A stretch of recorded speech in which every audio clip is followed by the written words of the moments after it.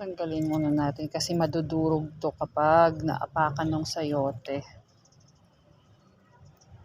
Yung kamatis hahalo natin sa focaccia. Tinatabi ko yung mga iba pa. Isa-isa ko lang na pinipitas kasi pang konsumo ng mga alaga ko. Ayan o. Ayan, mga malaki na. Ayan.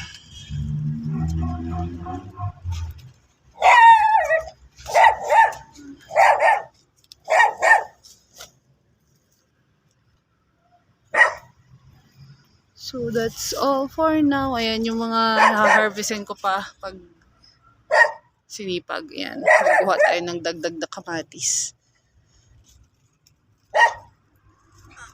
Nandun si Toto.